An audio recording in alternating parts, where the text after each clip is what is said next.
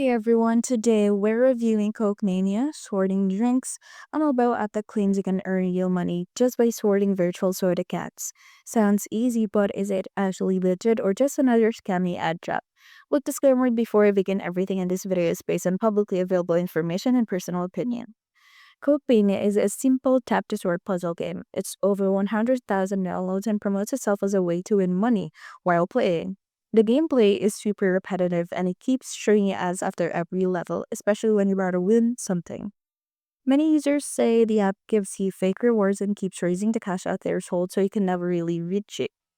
There's no actual confirmation that anyone has successfully received money from the app. There is no trustworthy rating for Coke Mania at this time either.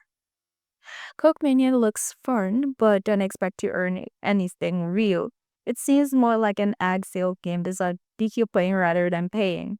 If you're just playing for fun, fine, but if you're in it for cash, it's probably not worth your time. Try Coke Mania? Let us know your experience in the comments, and please don't forget to like and subscribe for more honest one.